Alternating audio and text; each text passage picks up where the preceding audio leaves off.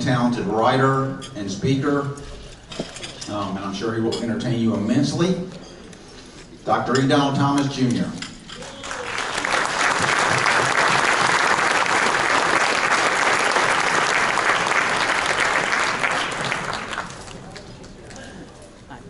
And Lori, maybe.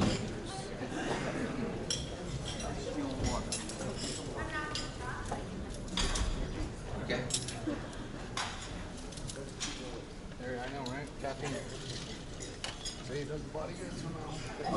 Y'all remember back in high school, there was always one and only one person who could make all the, well, we didn't even have computers then, but all the audio-visual stuff. And if that person wasn't there, everything would fall apart. Well, I married her.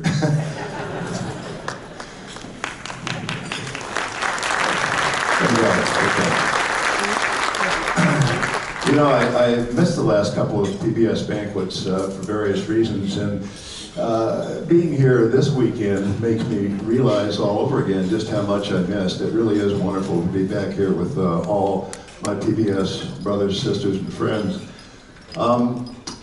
I've been privileged to give this kind of address at a lot of bowhunting banquets over the years, and this is usually the time when I'm expected to tell a really bad, embarrassing joke about the president or the vice president or the board. And I thought about this responsibility, and oh gosh, I thought about Matt, and Tom, and other board members, and these people are my friends, and they're stand-up guys. And I said, I just can't do that. But then I learned that Barry Wenzel had made me the butt of horrible jokes at his Thursday afternoon seminar. So I rethought that good impulse that I had. And I want to thank Matt for presenting that award to Barry, because now I know where he is and I can see that Big Ten ring on you right now, Barry. Now, we all know that Barry is the cute Wenzel brother, kind of like Paul McCartney was the cute Beatle. But unfortunately, Barry's not the smart Wenzel brother. Because if he'd been the smart one, he would have remembered, I'm the Saturday night speaker, dude. I get the last go. I get the last word on the subject of Mr. Barry Wenzel. And of course, I'm not going to say anything embarrassing about Barry, but a lot of you don't realize that as Barry has slid gracefully into his old age, he became very interested in taxidermy. And he's actually become a very accomplished taxidermist. And of course, he specialized in really small whitetails because he's had so much personal experience with them. Nobody can mount a spiked whitetail like Barry Wenzel. But you never know what you're going to get over the transom in a taxidermy shop. And I was hanging out with Barry at his shop last year. And this little old lady comes in, and she's a classic. She's got the blue hair, she's got the lipstick that kind of missed her mouth. She's carrying this great big cardboard box. And because I was raised by Southerners, I'm a very polite young man, not so young anymore, but I said, let me help you with that, ma'am. So I took the big cardboard box and I plonked it down on Barry's bench, and he opened it up. And inside are two dead poodles, pennies in the eyes. Barry says, ma'am, do you really want these two things mounted? And she says, no, just holding hands.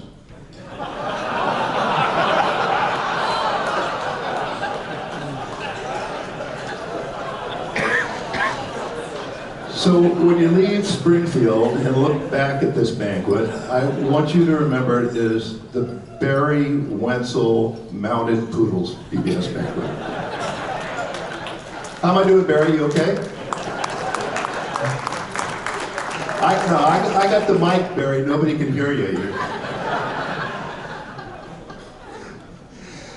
Well, I'm going to sort of launch into this presentation very informally.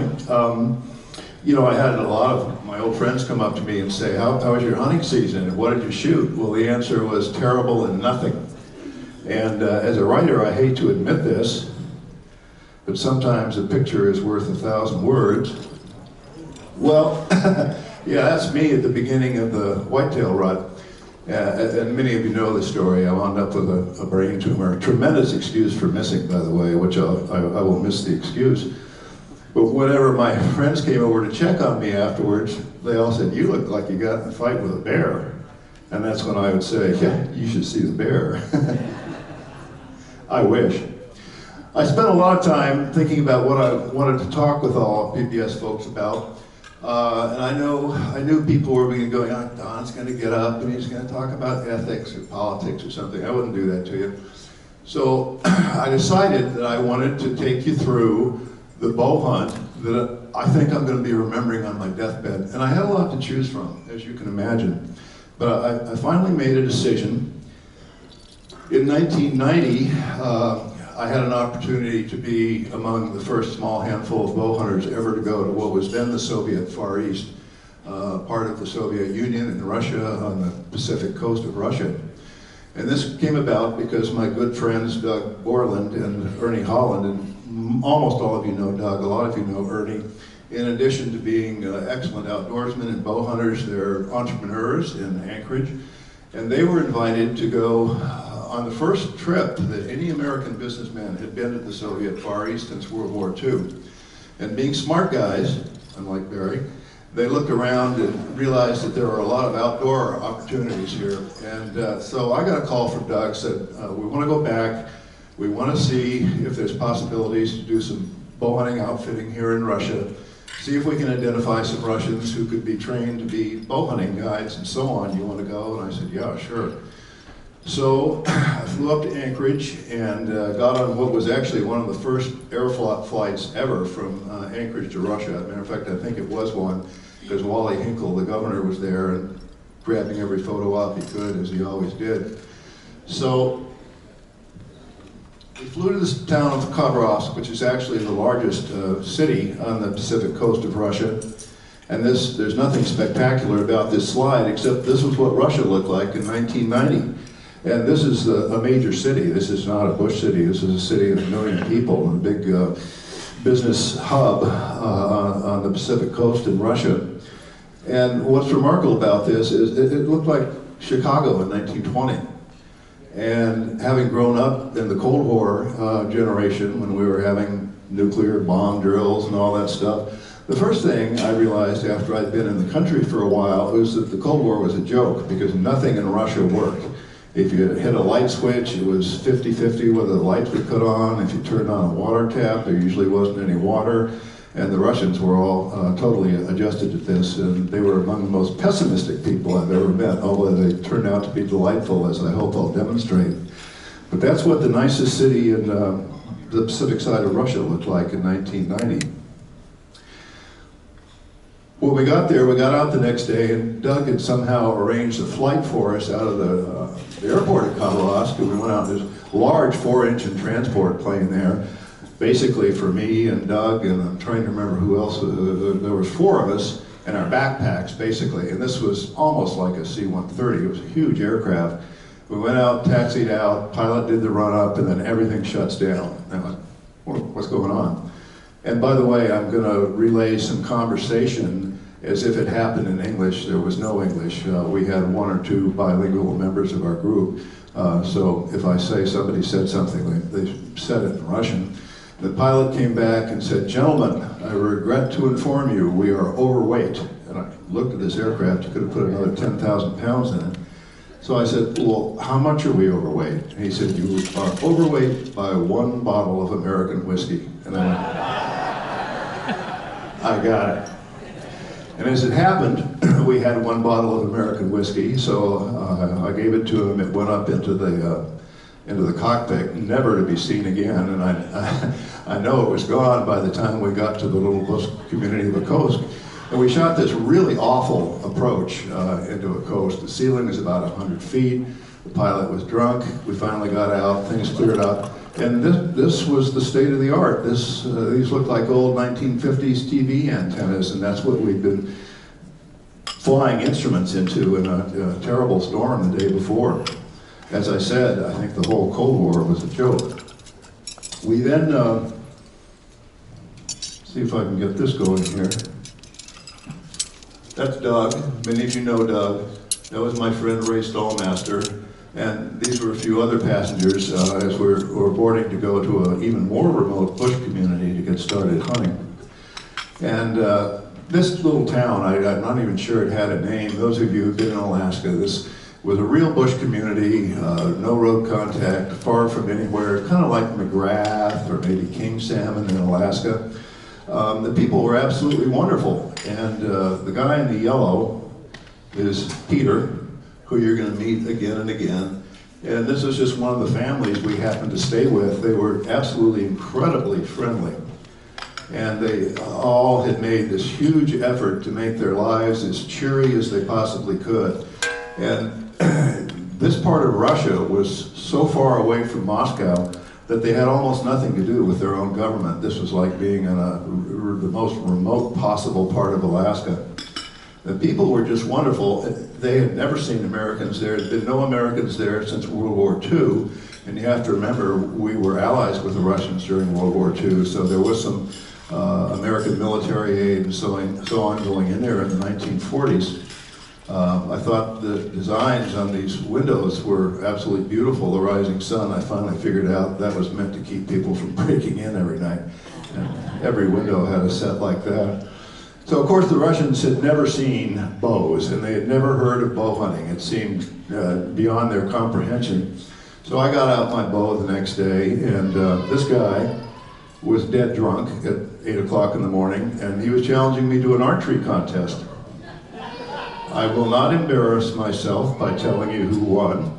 The Russians were just fascinated by our bows. Everybody had to shoot our longbows, and we spent all morning out there shooting longbows. And the other thing we did all morning was drink vodka.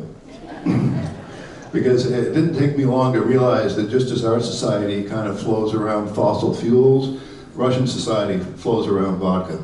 And vodka is ubiquitous, it's everywhere. The rudest thing you can do to a Russian is decline a glass of vodka. And furthermore, it's equally insulting to sip it. It has to go down like that. And as most of you know, I enjoy adult beverages, but at 7:30 in the morning, every morning. So I got very adept at going like this. Cheers! You had to in order to stay upright. We then hitched a ride on one of the great Russian Sikorsky helicopters and headed up into this country to hunt snow sheep. And that's some typical snow sheep behind you. We were camped out on the tundra. Beautiful terrain, kind of reminded me of the North Slope of the Brooks Range. And actually, this pass up there is the divide between the Arctic drainage and the Pacific drainage. And I actually walked through that pass one day. That's the place where the coldest temperature outside of Antarctica has ever been recorded. It was like 78 below or something ridiculous like that. Of course, we were there in August, so actually the weather was nicer than most Alaska weather while we were there. So the night we got there, we set up camp, and I was already worried about our food supply because we didn't have much food. And this is very hungry country, as I learned, and I'll tell you some stories about that as we go along. But Ray Stallmaster and I went up just a glass, and pretty soon I saw a caribou down in this valley below Ray. And I said, Ray, we really need some food. I want you to go out and shoot that caribou. Well then, a lasso came out of the trees.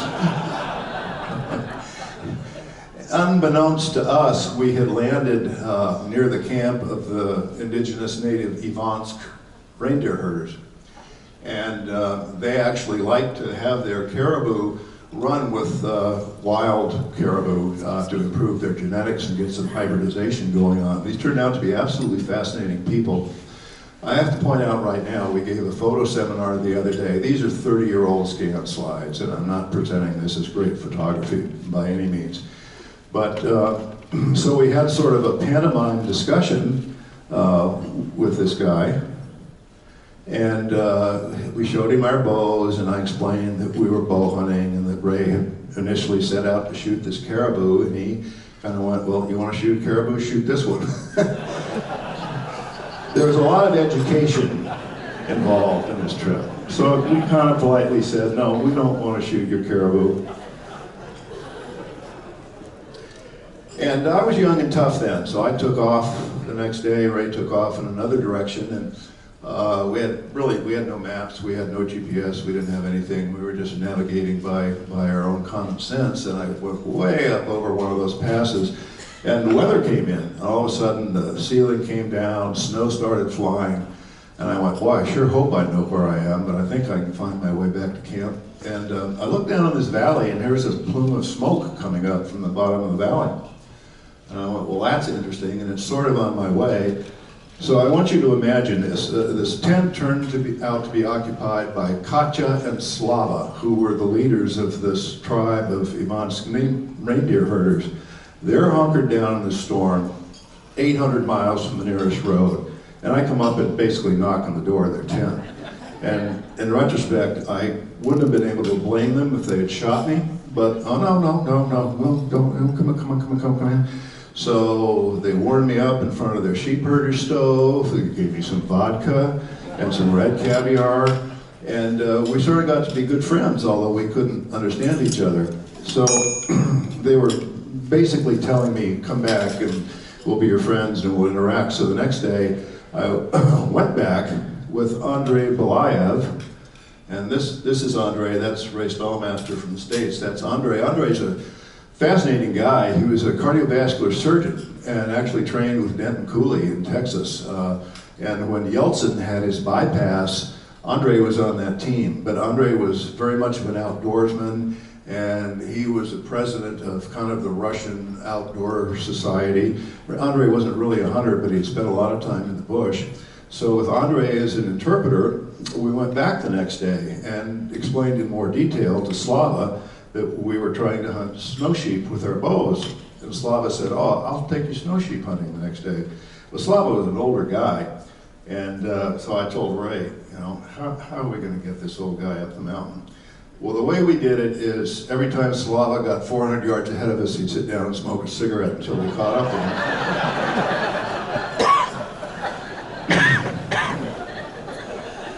And we really wound up becoming good friends with these people. That's Katja, and it doesn't show up very well on this slide, but she's got a big scar across her face, which is from a bear.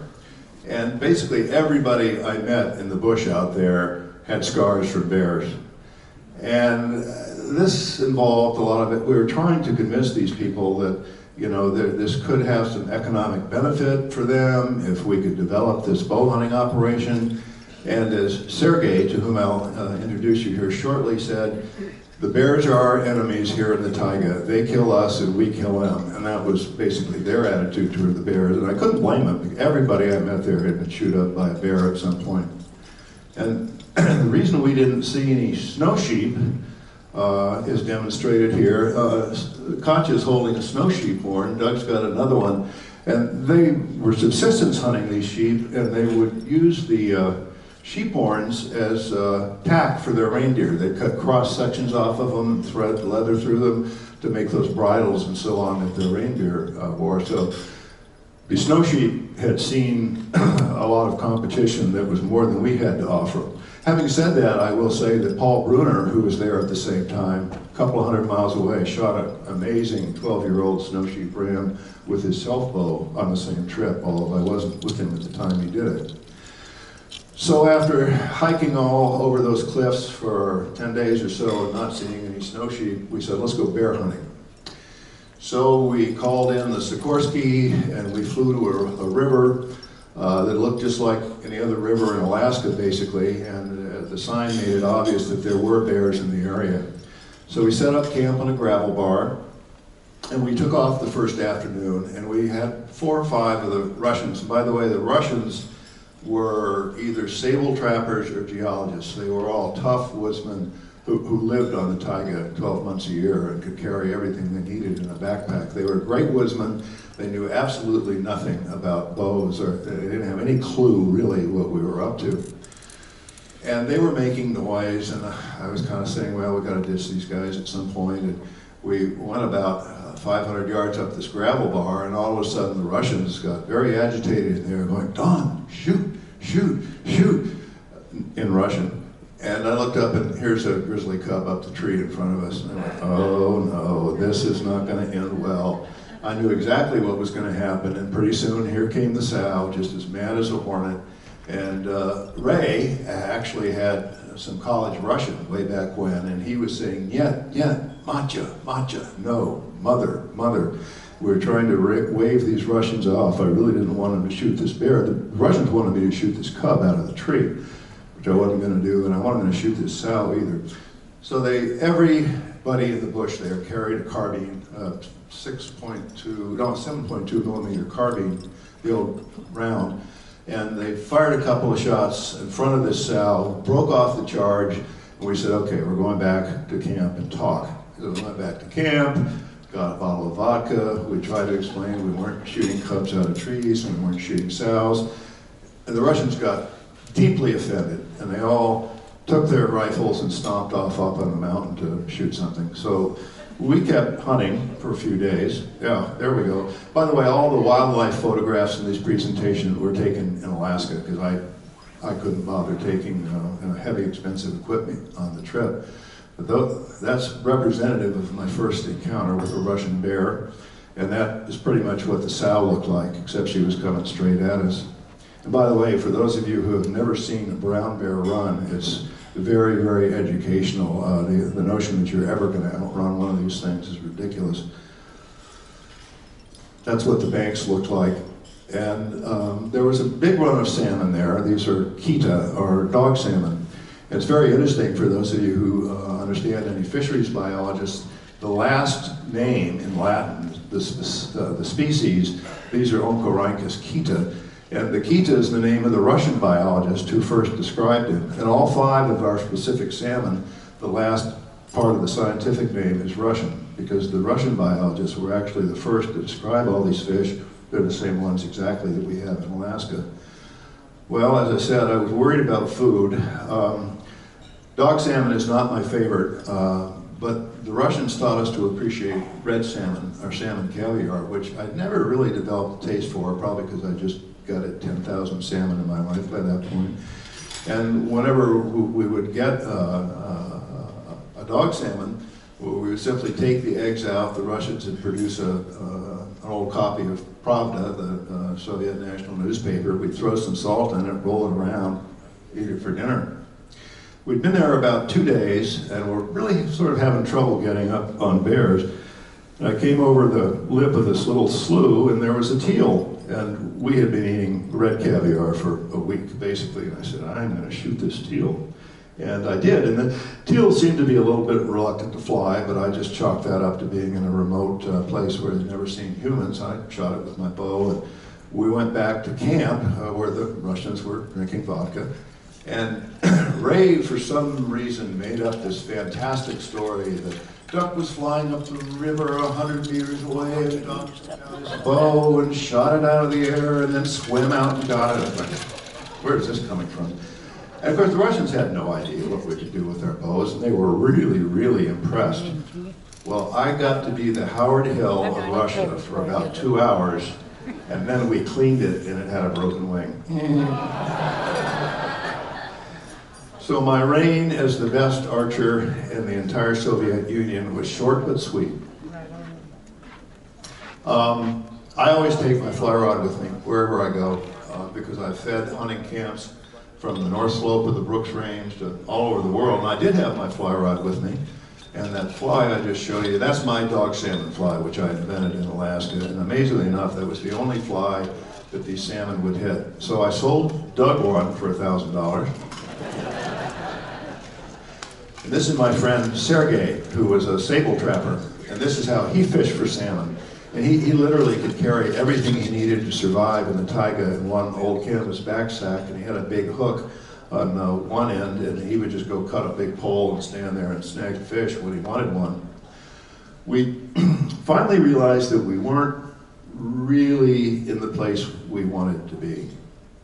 So we called for another dust-off, and it was interesting because the Sikorskis are kind of the equivalent of the beaver in Alaska. That's how people get around out there. And we got in, and it was really very moving. This was in the fall, and all the little village communities and reindeer camps were sending their kids off to boarding school for the winter, which is what they did. And we would land in these little obscure camps, and mothers would come out crying, and children would be crying, and we'd take them on our laps, and every man, woman, and child in the bush there carried a rifle on their back at all times. And we wound up hitching a ride. The biologists were trying to transplant mink into the headwaters of these streams so the trappers would have something other than sable to trap. So we get into this helicopter, 8 Russians, everybody's been out in the bush for a month. It's full of mink in crates, and those of you who smelled mink can imagine that. Not only that, but they wanted the mink to feel at home when they let them out, so they had crates of fish heads. So there we are. We're breathing Jet A diesel fuel from the helicopter. We're breathing people who haven't had a bath in a month. We're breathing mink, and we're breathing fish heads. That may have been the worst flight I've ever made in my life. So we wound up going to another river, hoping to find more fish and more bears. When we landed, the helicopter took off. Doug and I looked around. There weren't any fish in the river. And we had a lot of experience with bears and fish, and we knew that if there weren't any fish, there weren't going to be any bears. So we pointed this out to the Russians, and we had a little international incident that I thought was going to get physical. And finally, the Russians said, well, somewhere between here and the ocean, there's a salmon run. If we find the salmon run, we'll find the bears. We said, how far to the ocean? 140 miles. We were young, tough, and dumb, so we said, okay, let's go, we'll walk to the ocean. So we had one little inflatable raft to carry some of our camp gear.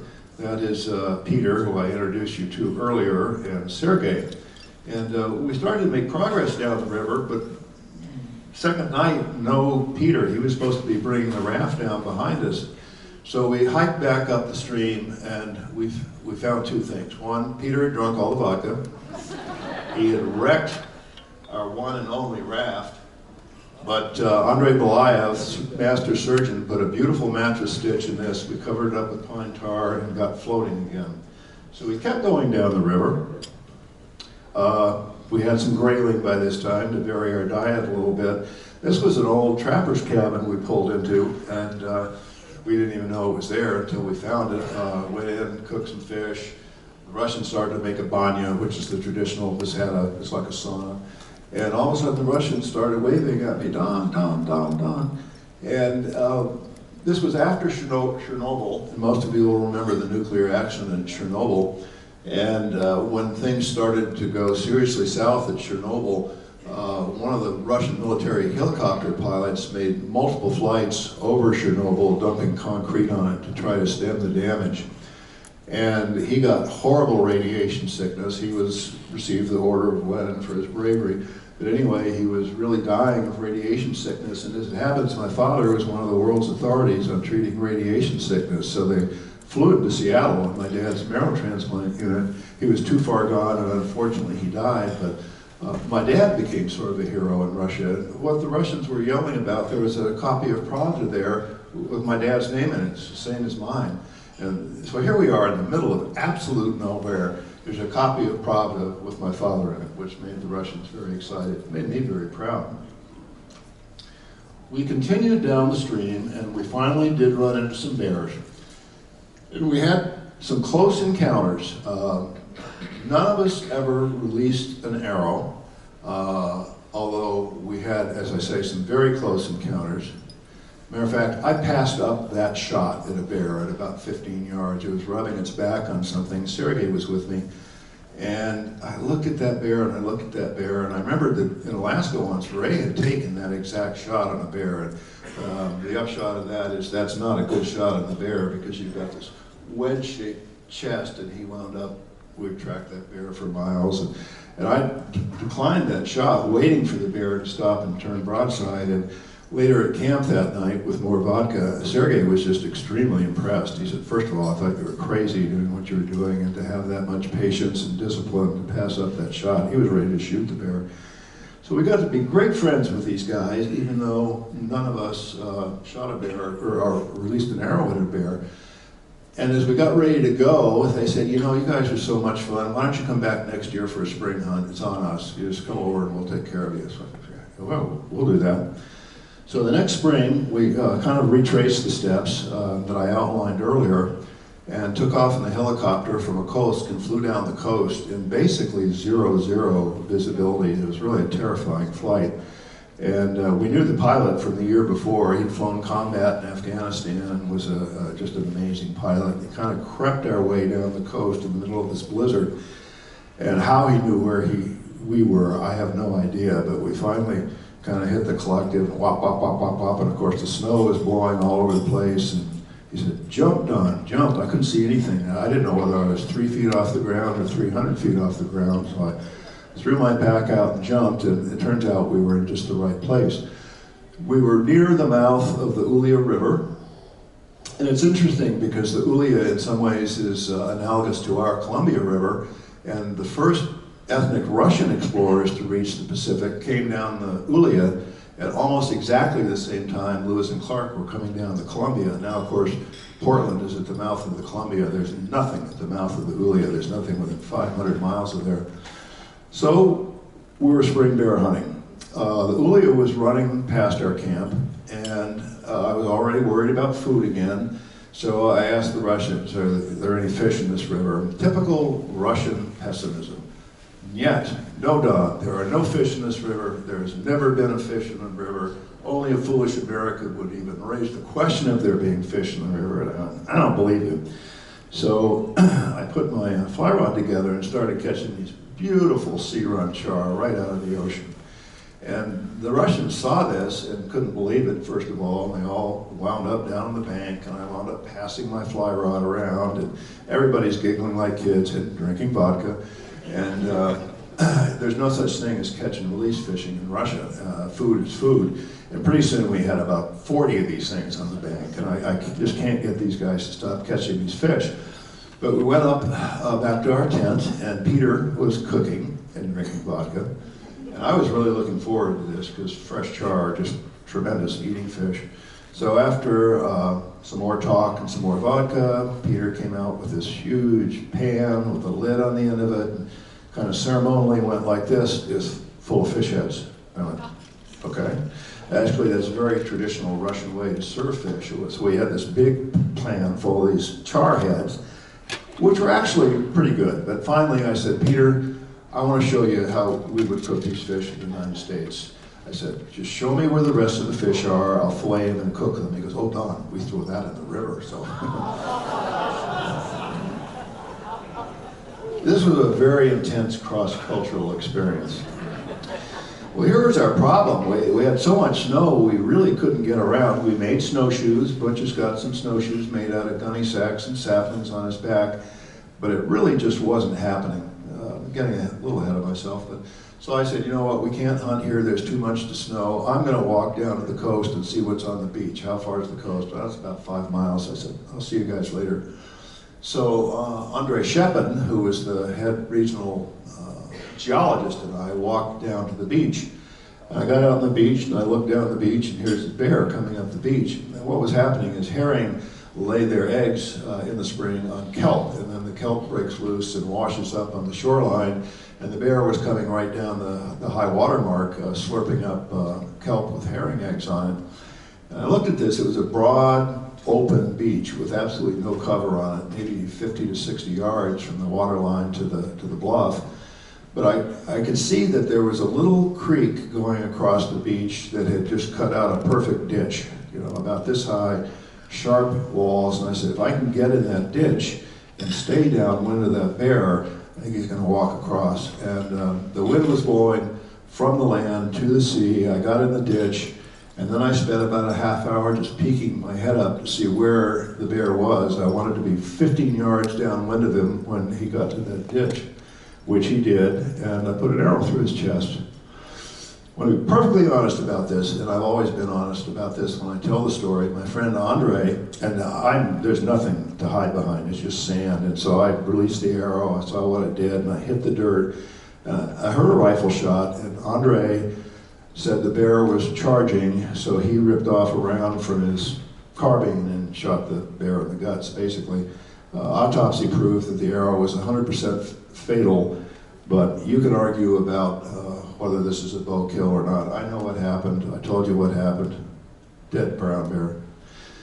Walking down the beach that night, we saw this cluster of buildings and didn't think much about it. But when Andre and I were walking back, packing a bear hide, we noticed smoke coming out of it. So I said, well, let's go up and check it out. We found this guy. The Russian government had dropped him out 2 years earlier. He had not talked to a human being in 2 years. And he was talking to himself. And we asked him what he was doing. Well, there was an old telegraph line that ran up that coast, left over from World War II. It was used for communications during World War II when the Aleutian campaign was going on. And he was supposed to maintain this telegraph line. Doesn't matter, hang on. I'll get it later. So we talked for a while and some vodka came out, and then he produced this bottle of this black viscous liquid and started the banya. And Andre explained he wants to take a banya with you, which is a very social thing to do in Russia. And I said, well, what's this stuff I'm supposed to drink, this black glop in this bottle? And Andre said, well, it's an aphrodisiac. And I looked at this guy, and I thought about the possibilities. And I said, you know what? I gotta get back to camp and work on this bear hide. But in about another 2 hours, a very lonely American bull hunter named Ray Stallmaster is going to come up this beach. Why don't you keep the banya going? I'm sure he'll be all over this.